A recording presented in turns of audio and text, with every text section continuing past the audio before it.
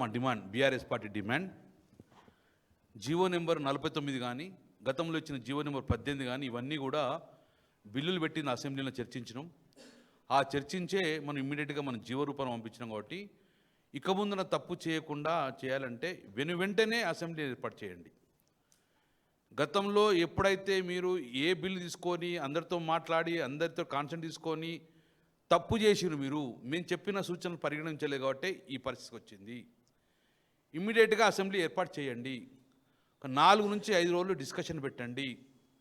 మా అందరి వాదనలు వినండి, మా అందరి సూచనలు వినండి. ఆ సూచన ప్రకారం మళ్ళీ ఢిల్లీకి వెళ్దాం. ఆ సూచన ప్రకారం ఉండి కానీ ఒంటెద్దుకు పోకూడదు. పోయి ఎలా రాజ్యాంగపరంగా రిజర్వేషన్ సంపాదించాలో మాకున్న అవగాహన మీకు లేదు. మేము స్టడీ చేసినాం. ఆ స్టడీ ప్రకారం మా సూచనలు వినండి, అసెంబ్లీ ఏర్పాటు చేయండి. మాట్లాడంగానే గొంతు నొక్కి మన మైక్ కట్ చేసి బలవంతుల లెక్క మీదికి వచ్చుడు కాదు. అవగాహనతోటి ముందుకెళ్ళండి.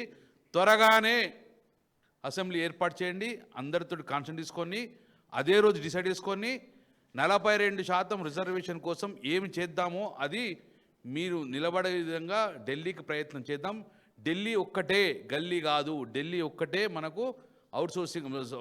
చివరిగా మోదీని కలవడం ఒక్కటే ప్రత్యామ్నాయం తప్ప వేరే లేదు. మళ్ళీ ఇప్పుడే ఇంకా సిగ్గు లేకుండా కొంతమంది స్టేట్మెంట్లు ఇస్తారు మంత్రులు. మేము ఇంప్లీట్ కాలేదట, మీ ఇంప్లీట్ అవుతుంది కానీ మరి మీరెంత పీకని అనుకున్నారా? మీరు ఎందుకున్నారే? మీరే కదా ఢిల్లీ పోతామని చెప్పేసి చేసిండ్రు. మేము ఇంప్లీట్ కాలేక జీవో ఆగిపోయిందట. సిగ్గుపడాలి, సిగ్గుపడాలి.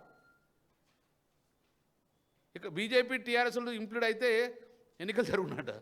ఏం పద్ధతి చేస్తున్నావు నువ్వు? ఎటు పోతున్నావు? ఇంకా ఎందుకు మమ్మల్ని పిచ్చోళ్ళని చేస్తున్నావు మీరు?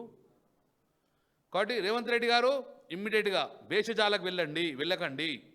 ఇది రాజకీయ కోణంగా చూడకండి. మా యొక్క భావి తరం యొక్క భవిష్యత్తు మా ఆవేదన. కాబట్టి ఇమ్మీడియట్గా 1% కూడా వెనుకపోకది. కొంతమంది అంటారు పార్టీ పరంగా ఇత్తంగా అంటాడు.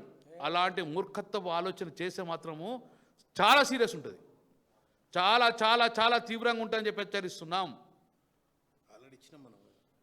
అలాంటి ప్రక్రియ చేయకుండా ఇంకా కూడా దీన్ని రాద్ధాంతం చేయకండి.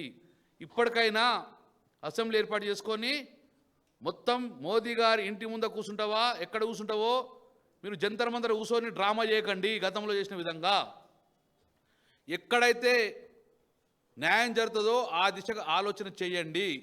లేకపోతే రేపటి నుంచి బీసీ సమాజం ఊరుకోదని చెప్పి హెచ్చరిస్తున్నాం. మేము ఇక సూచన చేయండి. లేదు, అది వదిలిపెట్టండి.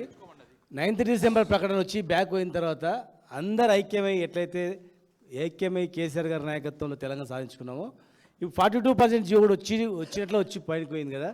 దానికి ప్రజలు కూడా ఆలోచన చేసి ఒక కార్యాచరణ కూడా స్టార్ట్ చేయాలని చెప్పి విజ్ఞప్తి చేస్తారు. మీరు అన్నట్టు ఎవరో ఒక్కరు బంధించడం కాదు, మా పార్టీ స్టాండ్ క్లియర్.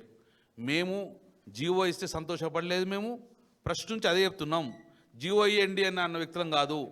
మేము డెఫినెట్గా చట్టపరంగా మాకు న్యాయం జరగాలంటే డెఫినెట్గా అందరితో కలుస్తాం, అఖిలపక్షం ఏర్పాటు చేసుకుంటాం. మా బీసీలకు కావాల్సిన రిజర్వేషన్ వచ్చేదాకా మాత్రం 100% రోడ్డు మీద వచ్చి కొట్లాడుతుంది బీఆర్ఎస్ పార్టీ. Thank you.